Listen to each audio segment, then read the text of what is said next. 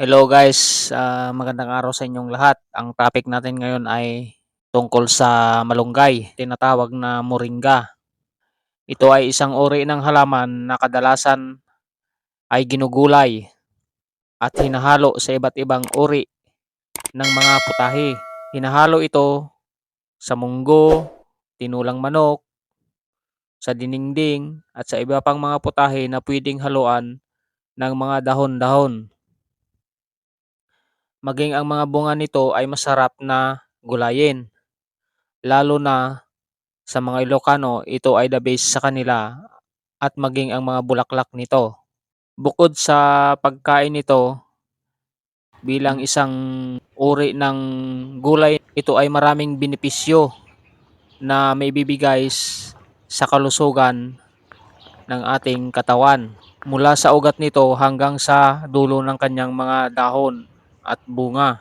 Ang dahon nito ay ginagamit na pantapal ng mga nasusugatan o nagagalusan. Dinidikdik nila ito at tinatapal o kinakatas at inilalagay sa apektadong bahagi. Nakakatulong ito sa pagpaparami ng gatas ng mga nagpapasusong ina, lalo na kung ito ay hinahalo sa kanilang mga ulam.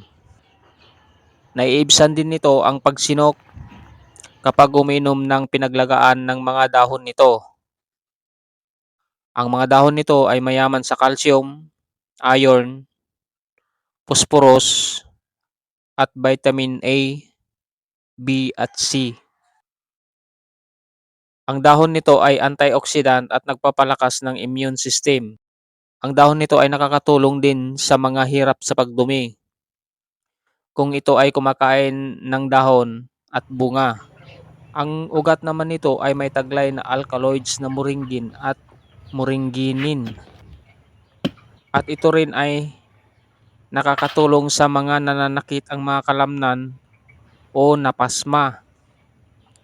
Nilalaga ang mga ito at iniinom ang pinaglagaan at nakakatulong din ito sa may mga sore throat.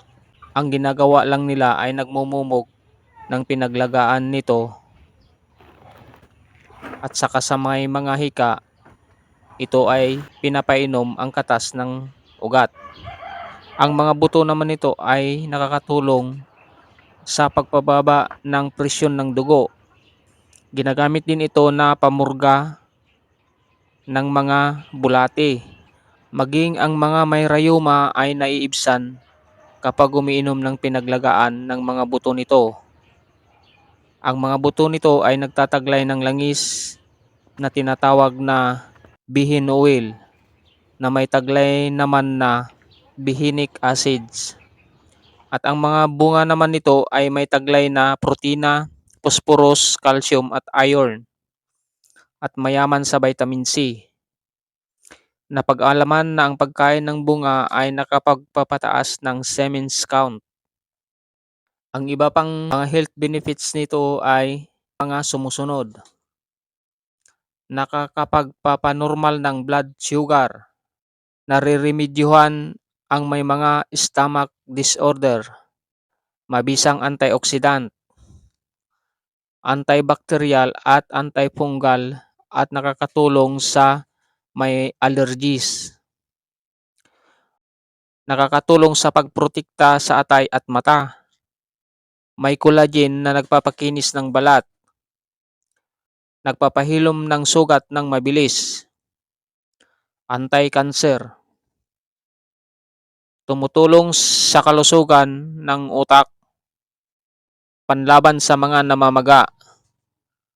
Nakakatulong sa metabolismo o nahihirapan sa panunaw. Nakakapagpababa ng timbang. Sa dami ng mga benepisyo na makukuha natin sa halaman na ito, kaya pwede natin itong tawaging wonder plants. Yan lang ang may babahagi ko na katangian at benepisyo ng malunggay sa ating katawan. Pero disclaimer lang guys, ang video na ito ay ginawa para lang maihayag ang benepisyo ng malunggay sa katawan ng tao at hindi upang saklawan ang kakayahan ng medisina at siyensya. Kung nakatulong ang bidyong ito sa inyo ay paki-like at follow na rin guys para maging inspirasyon ko sa paggawa ng mga ganitong video. Salamat guys.